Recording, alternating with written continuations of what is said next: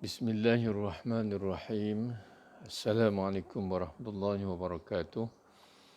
Alhamdulillahirabbil alamin wassalatu wassalamu ala asyrafil anbiya'i wal mursalin wa ala alihi wa sahbihi ajma'in amma ba'du.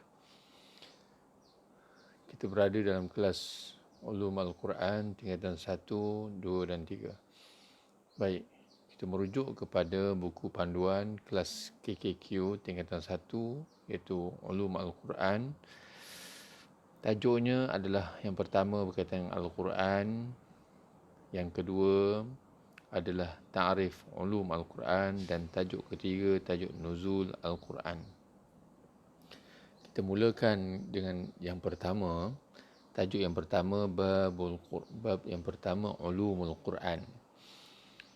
Al-Quran merupakan sebuah kitab yang diturunkan yang memberi bimbingan menuju kebaikan yang diturunkan oleh Allah kepada Rasul, kepada manusia sepanjang zaman, dan Allah Subhanahu wa taala telah menurunkan Al-Quran ini berdasarkan firman Allah suratul Furqan ayat pertama, a'udzubillahi minasyaitonirrajim. Bismillahirrahmanirrahim. Tabarakalladzi nazzalal furqana ala 'abdihi liyakuna lil 'alamin nadhira. Maha suci Allah yang telah menurunkan Al-Furqan, Al-Quran kepada hamba-Nya Muhammad agar Al-Quran menjadi pemberi peringatan kepada seluruh alam, jin dan manusia. Allah Subhanahu wa taala telah menurunkan garis panduan untuk manusia melakukan apa yang telah ditentukan untuk manusia, dan Allah pelihara Al-Quran ini berdasarkan kepada firman Allah, a'udzubillahi minasyaitonirrajim. Inna nahnu nazzalna dzikra wa inna lahu lahafizun. Sesungguhnya kamilah yang menurunkan Al-Quran dan pasti kami juga yang memeliharakannya. Suratul Hijr ayat 9. Sebagaimana yang kita ketahui, Al-Quran merupakan sebuah kitab samawi yang turun daripada langit yang menjadi panduan dan pegangan hidup umat Islam agar selamat di dunia dan di akhirat. Jadi kita nyatakan beberapa keistimewaan Al-Quran. Al-Quran mampu mengatasi pelbagai persoalan manusia dalam aspek bidang kehidupan secara bijaksana, sama ada dari segi rohani, jiwa, sosial, ekonomi, politik, semuanya telah dinyatakan dalam Al-Quran sebagai panduan untuk kehidupan di atas muka bumi ini. Baik, kita teruskan pengertian Al-Quran. Al-Quran dari sudut bahasa Arab artinya bacaan atau qiraah berdasarkan kepada firman Allah, Inna alaina jam'ahu wa qur'anah fa idza qara'nahu fattabi' qur'anah.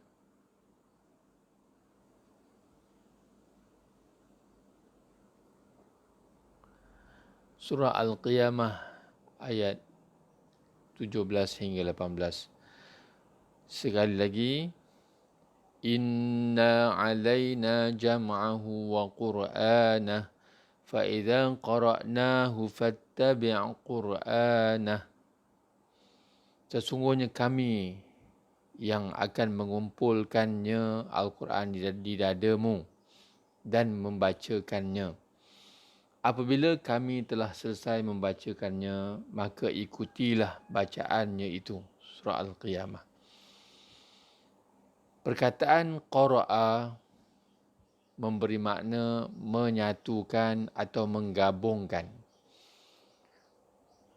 Kalimah qara'a dari segi wazan bahasa Arabnya, qara'a yaqra'u qira'atan wa qur'anan.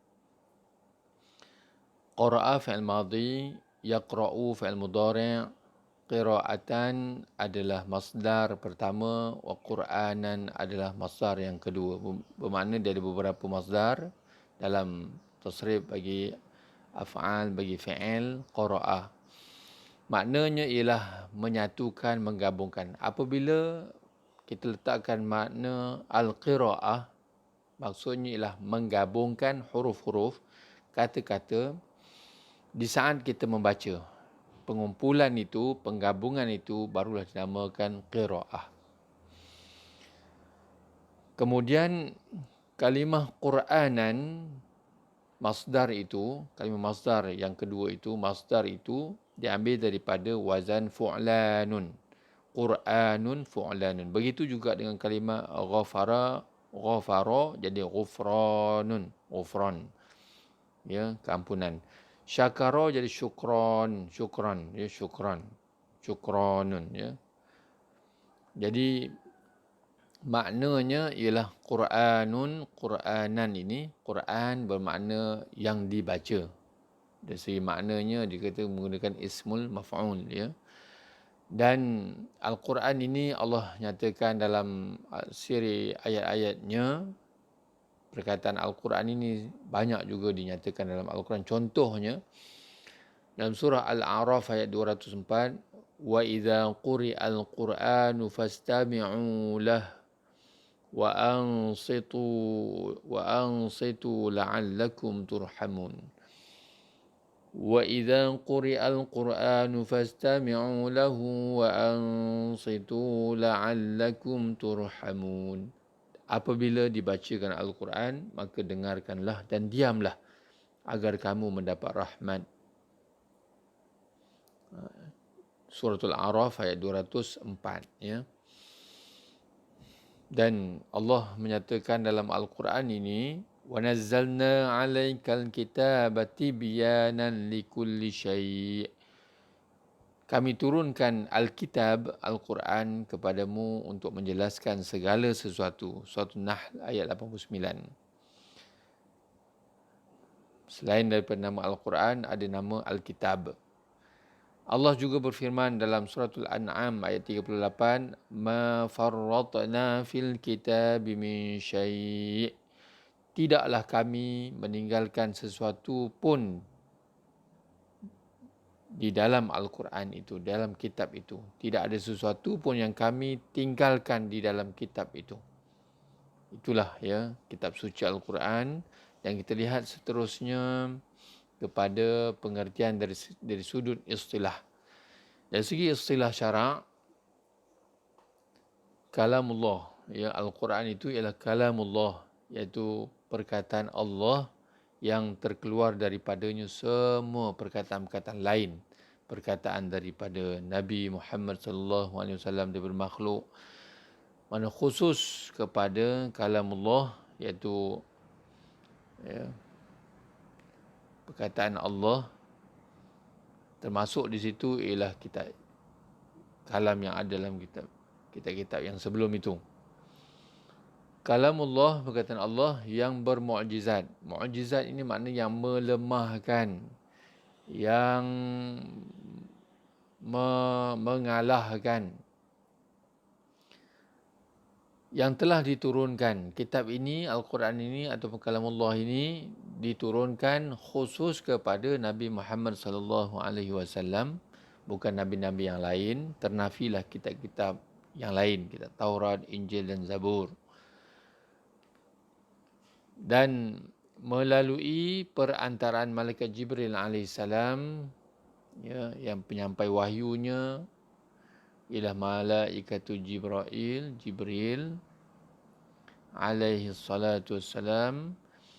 Penggunaannya dalam bahasa Arab, yang tidak menggunakan bahasa Syriani ataupun Ibrani atau bahasa-bahasa yang lain, yang dituliskan dalam beberapa mushaf, dalam beberapa helaian menjadi kitab, ya, bermula daripada suratul Fatihah, ya, mula daripada suratul Fatihah halaman pertama dan hinggalah halaman terakhir, berakhir dengan suratul Nas, iaitu surah An-Nas pada halaman 604.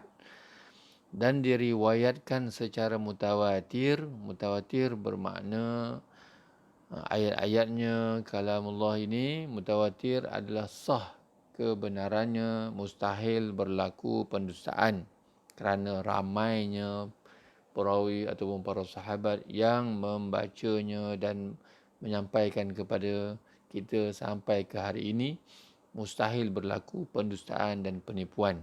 Mutawatir ni makna sah terbukti benarnya. Serta membacanya ayat-ayatnya adalah satu ibadah.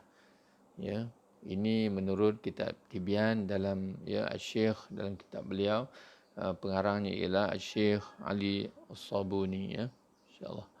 Jadi itu adalah pengertian Al-Quran. Saya ulang sekali lagi, dari segi istilah Al-Quran, ta'rif istilah Al-Quran ialah kalamullah yang bermukjizat, melemahkan, yang telah diturunkan kepada Nabi Muhammad sallallahu alaihi wasallam melalui perantaraan malaikah Jibril alaihi salam dalam bahasa Arab yang ditulis dalam beberapa mushaf bermula dari suratul Fatihah dan berakhir dengan suratul Nas, dan diriwayatkan secara mutawatir, serta membacanya adalah satu ibadah. Isi yang kedua, kita lihat kepada nama-nama Al-Quran. Di dalam kitab ini, kita nyatakan ada 5 nama-nama lain selain daripada Al-Quranul Karim. Nama yang paling masyhur yang kerap digunakan untuk kitab Al-Quran yang kita baca ini ialah kalimah Al-Quran itu sendiri. Firman Allah, Inna hadzal Qur'ana yahdi lillati hiya aqwam wa yubashshirul mu'minina alladhina ya'maluna as-salihat anna lahum ajran kabira. Suratul Isra ayat 9. Sesungguhnya Al-Quran ini memberi petunjuk ke jalan yang amat betul, agama Islam, dan memberi berita yang menggembirakan orang-orang yang beriman, yang mengerjakan amal-amal soleh, bahawa mereka beroleh pahala yang besar. Dinamakan Al-Quran kerana ia dibaca dengan lisan. Al-Quran adalah nama yang pertama yang masyhur digunakan. Nama yang kedua yang digunakan pakai dalam Al-Quran ialah Al-Kitab. Al-Kitab, firman Allah, Dzalikal kitabu la raiba fihi hudan lil muttaqin. Suratul Baqarah ayat 2. Kitab Al-Quran ini, Al-Kitab ini, tidak ada sebarang syak padanya tentang datangnya dari Allah dan tentang sempurnanya. Ia pula menjadi petunjuk bagi orang-orang yang hendak bertakwa.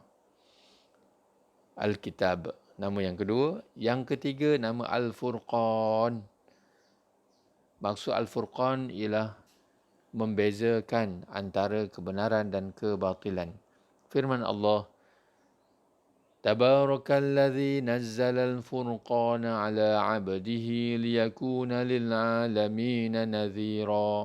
Al-Furqan ayat pertama, Maha berkat Tuhan yang menurunkan Al-Furqan, Al-Quran kepada hamba-Nya Muhammad untuk menjadi peringatan dan amaran bagi seluruh alam. Nama yang keempat, seterusnya Al-Zikr. Maknanya peringatan. Firman Allah, Inna nahnu nazzalna dzikra wa inna lahu lahafizun.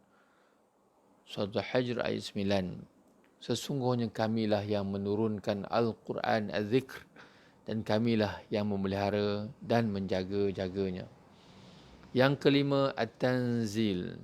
Maksudnya yang diturunkan. Firman Allah, wa innahu latanzilu rabbil alamin. Asy-Syu'ara ayat 192. Dan sesungguhnya Al-Quran yang di antara isinya kisah-kisah yang tersebut adalah diturunkan oleh Allah Tuhan sekalian alam. Jadi nama-nama Al-Quran mempunyai 5 nama. Nama yang masyhur diguna pakai. Kenapa diberikan nama yang berbeza? Dalam satu kaedah sebagaimana yang dimaklumkan oleh para ulama, sesuatu yang mempunyai banyak namanya, banyak kemuliaannya.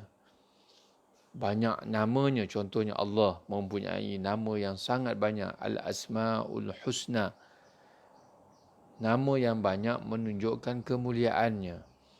Nabi Muhammad SAW namanya banyak menunjukkan kemuliaannya. Taha, Mustafa, Yasin, Ahmad dan pelbagai lagi. Begitu juga dengan nama tempat yang mulia, Makkah, Bakkah, Ummul Qura dan sebagainya. Madinah, At-Tayyibah dan pelbagai nama-nama. Jadi apabila sesuatu nama itu banyak pada nama-nama lain selain daripada nama yang biasa digunakan, maka tinggilah kemuliaan yang diberikan kepada sesuatu itu. Ya, begitu juga dengan Al-Quran, sesuatu yang mulia, banyaklah nama-namanya. Suratul Fatihah, Al-Hadi, Asy-Syafi, Ummul Kitab dan sebagainya. Jadi kita teruskan kepada perkara yang seterusnya. Ketiga, kita tengok kepada sebab Al-Quran dinamakan kitab suci. Kenapakah Al-Quran dinamakan sebagai kitab suci? Al-Quran adalah kitab kalamullah yang bersifat qadim, ya, kekal. Ia terpelihara daripada segala kesalahan dan kesilapan yang terkandung di dalamnya. Tidak ada satu pun kesalahan bercanggah di antara satu sama lain. Ya. Kitab Al-Quran mempunyai ciri-ciri yang menjadikannya sebuah kitab suci, kalam suci. Ya, kerana dia adalah yang berbeza dengan kalam-kalam yang lain. Antara lain, kelebihan Al-Quran itu ialah mukjizat Nabi yang kekal sehingga ke hari kiamah dan tiada siapa pun yang dapat menandingi keistimewaannya Al-Quran ini. Antara ciri-ciri Al-Quran ialah pertama, suci daripada campur tangan manusia. Tiada campur tangan manusia, maksudnya dari segi penurunannya sampailah kepada kita pada hari ini. Bagaimana yang dibacakan oleh Jibril kepada Nabi Muhammad SAW, begitulah sampai kepada kita dalam bentuk, walaupun asalnya sampai kepada Nabi Muhammad yang tak boleh membaca dan tidak boleh menulis itu dalam bentuk suara, namun sampai kepada kita, para sahabat bertungkus lumus untuk menulisnya dan menyiapkan dokumen Al-Quran itu sehingga kita dapat membacanya pada hari ini, dan inovasi itu terus berlaku sampailah ke hari ini. Seperti mana yang kita lihat Al-Quran yang ada pada tangan kita, adanya warna-warna supaya dapat memudahkan pembacaan, dengungnya, ya, baca secara zahir jelasnya ataupun panjang dan pendeknya. Ya. Itu semua adalah inovasi yang dilakukan oleh manusia, namun tidak ada campur tangan. Maksudnya ada penongkok tambahan daripada manusia walaupun satu titik ataupun satu baris. Ya. Isi kandungannya total daripada Allah Azza wa Jalla. Yang kedua, ajarannya sesuai dengan fitrah manusia, sesuai sepanjang zaman daripada zaman Nabi SAW sehingga sekarang lebih 1400 tahun masih bersesuaian dengan awal-awal penurunan wahyu tersebut. Yang ketiga, isi kandungan Al-Quran ini tidak bertentangan antara satu sama lain. Tidak ada pertentangan antara satu sama lain. Bahkan kalau kita meneliti lebih mendalam lagi, Al-Quran ini dia menyatakan dalam bentuk konsep yang umum. Namun ada ayat yang khusus menerangkan. Bermakna ada ayat yang lain daripada Al-Quran sendiri menerangkan tentang ayat yang sebelum itu. Maknanya ayat Al-Quran menerangkan ayat Al-Quran, lebih menjelaskan. Ada juga ayat itu secara umum, tetapi Nabi SAW bentuk hadis menerangkan Al-Quran. Namun tidak ada berlaku pertentangan antara satu sama lain. Yang keempat, ciri Al-Quran terpelihara daripada sebarang penyelewengan. Tiada penyelewengan di dalam Al-Quran, pendustaan, penipuan, terpelihara. Allah pelihara, inna nahnu nazzalna dzikra wa inna lahu lahafizun. Allah jaga, Allah turun, Allah jaga. Yang kelima, ia hendaklah dibaca mengikut hukum tajwid yang betul serta menjaga sifat dan makhraj huruf-hurufnya. Itu adab kita dengan Al-Quran, bacalah dengan tartil, tadabbur, selepas membacanya. Yang keenam, isi kandungannya hendaklah difahami dan diamalkan. Inilah dinamakan sebagai tadabbur. Dan seterusnya kita sambung dengan perbezaan di antara Al-Quran dengan hadis Rasulullah SAW. Yang pertama, perbezaan Al-Quran dengan Al-Hadis melihat kepada jadual tu. Yang pertama, Al-Quran lafaz dan maknanya kedua-duanya daripada Allah Azza wa Jalla. Manakala hadis Rasulullah SAW lafaz dan maknanya kedua-duanya daripada Rasulullah SAW. Yang jelas beza yang pertama, sudah tentu berbeza kalamullah dengan kalam Nabi. Al-Quran beza dengan hadis Nabi. Memang berlaku, memang beza, walaupun punca daripada satu mulut yang sama, satu mulut Rasulullah SAW, daripada situlah keluarnya Al-Quran, daripada situlah keluarnya hadis, punca yang satu tetapi ada perbezaannya. Bila diteliti, bila disemak, nampak perbezaan gaya, bahasa yang dinyatakan oleh Allah dalam Al-Quran, bagian caranya, manakala hadis Nabawi lain, dia punya bentuk uslubnya. Perbezaan yang kedua, Al-Quran merupakan sumber hukum yang pertama, yang utama, dusturuna, dustur kita, perundangan kita, sumber hukum. Hadis Nabi ada sumber hukum yang kedua, Pasal apa Al-Quran yang pertama? Sebab dia mutawatir. Mana mutawatir keseluruhannya, 6,236 ayat, semuanya mutawatir. Hadis Nabi ada yang martabat sahih, ada bermartabat hasan, ada yang bermartabat dhaif, itu pelbagai martabat hadis.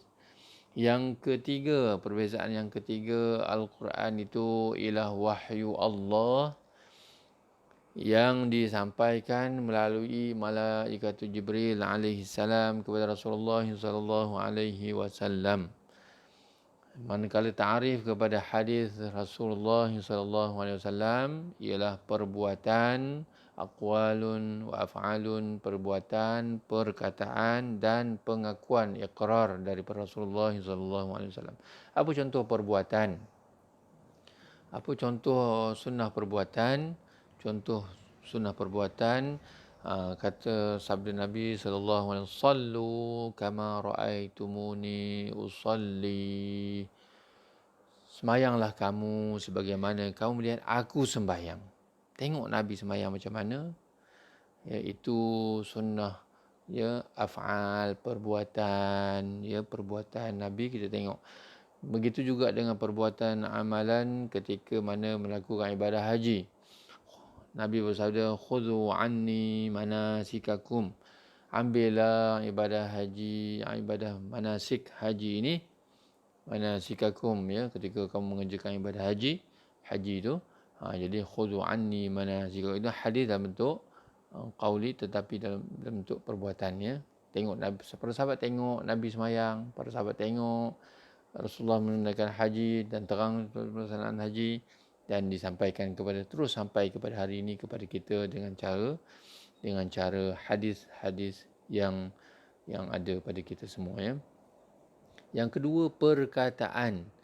Nabi bersabda, contohnya daripada Sayyidina Umar Al-Khattab, innamal a'malu binniyat. Itu perkataan, itu hadis qauli, perkataan. Kemudian iqrar, dalam bentuk iqrar Nabi, bentuk iqrar ni pengakuan daripada Nabi. Nabi mengesahkan benda itu boleh ataupun tidak. Contoh, para sahabat menghidangkan Rasulullah satu ketika dengan makanan biawak padang pasir, iaitu dhab. Maka Nabi tidak, bila dihidangkan para sahabat kota Madinah itu makan, menjamu saudara makan, Rasulullah tidak menyentuhnya, Nabi tidak melarangnya. Pengakuan ni mengambil istinbat, mengambil hukum kepada kita bahawa tidak dihukumkan haram pada binatang dhab, ya. Kemudian perbezaan yang keempat, Al-Quran dengan Al-Hadis disyaratkan berwuduk ketika menyentuh kalamullah, Al-Quran, manakala hadis Nabawi tidak disyaratkan berwuduk ketika menyentuhnya, ya. Dan yang kelima, perbezaan Al-Quran, ayat Al-Quran dibaca di dalam salat, boleh dibaca dalam salat dan sah salat itu. Kenapa? Kerana salat ini mempunyai 3 komponen utama, iaitu Al-Quran, doa, az-zikr. 3 perkara ini boleh dibaca dalam salat, ya. Manakala Al-Hadis Rasulullah SAW tidak boleh dibaca di dalam salat, tak boleh dibaca dalam salat, kecuali lah dalam bentuk hadis itu dalam bentuk doa, bolehlah kita bacakan, insya-Allah. Jadi itu perbezaan di antara Al-Quran dan hadis Rasulullah sallallahu alaihi wasallam. Kita terus, yang kelima, yang seterusnya ialah adab-adab membaca Al-Quran. Ini sebelum nak baca, semasa baca dan selepas membaca Al-Quran. Adab sebelum membaca Al-Quran, niat dengan ikhlas membaca. Apa ikhlas kita? Apa niat kita? Niat kita adalah untuk mencari redha Allah, redha Allah atas muka bumi ini sangat penting. Yang kedua, adab kita sebelum membaca Al-Quran, wuduk terlebih dahulu, suci terlebih dahulu. Yang ketiga, meletakkan Al-Quran di tempat yang bersih dan tinggi, tempat yang mulia. Okey, Yang ketiga, meletakkan Al-Quran di tempat yang tinggi dan bersih. Okey, adab yang ketiga ini Ustaz nak sebutkan. Kalau kita nak menyusun Al-Quran itu, letaklah tempat Al-Quran ini, bila kita tindankan buku, jangan letakkan Al-Quran itu di bawah daripada buku-buku yang lain. Al-Quran mestilah duduk di paling atas. Begitu juga nak menyusun di rak-rak buku Al-Quran yang paling atas, bawahnya barulah terjemah Al-Quran. Terjemah contohnya Pimpinan Ar-Rahman, ataupun ya, terjemahan-terjemahan yang lain. Bawah terjemahan barulah diletakkan tafsir, contoh tafsir Jalalain, tafsir Al-Qutubi, tafsir-tafsir yang ada, tafsir Hamka dan sebagainya. Susunan itu mesti betul. Al-Quran yang tak ada terjemahan, itu atas sekali. Itu yang tak boleh pegang Al-Quran tanpa berwuduk. Ya, kena ada wuduk. Kalau ada terjemahan, boleh pegang dengan berwuduk. Tafsir boleh pegang dengan tanpa wuduk. Ya. Yang keempat, adab sebelum membaca Al-Quran ialah berpakaian bersih dan menutupi aurat. Ya, tutup aurat. Ya, ini adab kita membaca Al-Quran. Kemudian yang kedua, adab semasa membaca Al-Quran. Memohon perlindungan Allah daripada gangguan syaitan dengan membaca isti'adzah. Apa ni isti'adzah? Isti'adzah ialah ta'awuz, a'udzu billahi minasyaitonir rajim. Ya. Masa membaca a'udzu billah, cuba betulkan huruf zal tu ya. Jangan baca a'udzu billahi minasyaitonir rajim. Betulkan dia huruf za tu, kita letakkan huruf za dengan huruf zai berbeza. Bacakan dengan betul begini. A'udzu billah zu ya. A'udzu billahi minasyaitonir rajim. Okay, yang kedua, membaca dengan tartil dan bertajwid. Tenang, tartil ni maknanya sebutir-sebutir huruf itu sebetul, baca dengan tenang ya, tartil menurut kitab tafsir Mafatihul Ghaib Fakhr Razi menyatakan tartilun maknanya yang baca dengan lambat dan tenang ya bacaan itu. Yang ketiga, baca semasa membaca Al-Quran bertalaqi dan bermusyafahah. Apa maksud bertalaqi? Face to face, berhadapan. Apa makna bermusyafahah? Syafahah bermakna berdepan, nampak mulut dengan ya oleh murid-murid ya, nampak mulut guru itu. Ya, bertalaqi dan bermusyafahah di hadapan guru bagi memastikan tidak berlaku kesalahan dalam bacaan. Ya, kena tengok guru mukanya, pergerakan mulutnya, ya, dan guru nampak pergerakan mulut muridnya. Itulah seterusnya. Yang keempat, menghayati isi kandungan Al-Quran yang disebut sebelum ni tadabbur ya, tadabbur. Adab selepas membaca Al-Quran, yang pertama menutup Al-Quran dengan cermat dan berdoa. Ya, bacalah doa ya supaya Allah Taala permudahkan ya, memberi keberkatan kepada kita.